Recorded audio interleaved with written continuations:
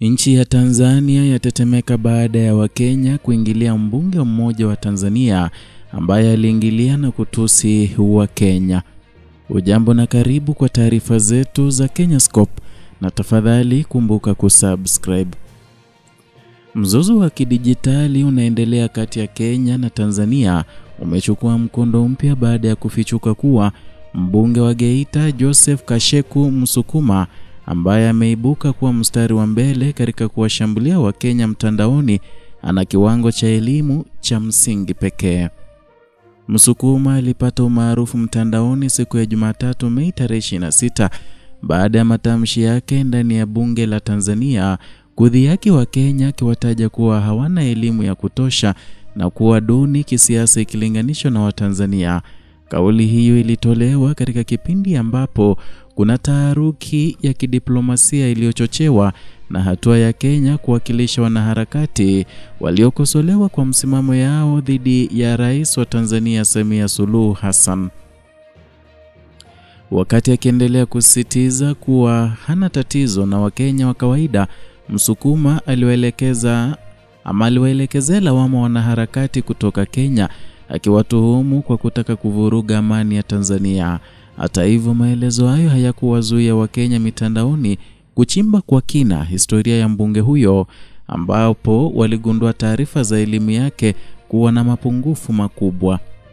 Kwa mujibu wa tovuti rasmi ya bunge la Tanzania, Musukuma alihitimu elimu ya msingi kati ya mwaka 1979 na mwaka 1986 kwa kupitia mtihani wa CPE ambao unajulikana zaidi kama Country Program Evaluation, sawa na KCPE ya Kenya. Hakuna rekodi yoyote inayoonyesha kuwa alisoma zaidi ya hapo, na ufunuo huo uliibua ucheshi na kejeli mitandaoni, huku Wakenya wakieleza mshangao wao juu ya mtu mwenye kiwango hicho cha elimu kuwatuhumu kwa ujinga. Tanzania, tofauti na Kenya, haina masharti magumu ya kielimu kwa wanaotaka kugombea ubunge. Kulingana na ibara ya 67 kifungu cha 1b ya katiba ya Tanzania, mtu yeyote anayeruhusiwa kugombea ubunge ni mtu tu anayeweza kusoma na kuandika kwa Kiswahili au Kiingereza na mwenye umri wa zaidi ya miaka 21.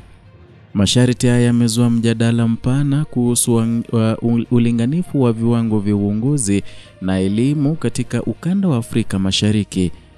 Wakati haya yakiendelea, serikali ya Tanzania imeendeleza juhudi za kulinda hadhi ya Rais Samia Suluhu, na waziri wa mambo ya ndani Innocent Bashungwa katika hotuba yake ya kuwasilisha bajeti ya wizara yake kwa mwaka 2025 mwaka 2026 aliagiza jeshi la polisi kushirikiana na mamlaka ya mawasiliano Tanzania kuwabaini na kuwachukulia hatua wa Tanzania wanaosambaza maudhui ama content ya wanaharakati kutoka nje ya nchi ambayo yana madhara kwa heshima ya rais, hapo akirejelea content ya Kenya.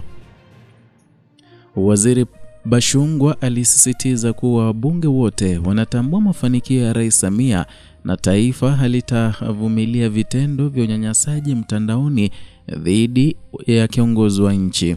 Hii ni ishara ya msimamo mkali wa serikali kulinda taswira ya uongozi wake dhidi ya kampeni za kidijitali zinazoibuka kutoka nje. Na katika mazingira haya ya mvutano wa kisiasa mtandao, hali ya uhusiano kati ya Kenya na Tanzania inaendelea kuwa tahadhari, huku uongozi wa mataifa yote mawili ukilenga kudhibiti athari za majibizano ya mtandaoni ambazo sasa zimevuka mipaka ya urafiki wa kidiplomasia.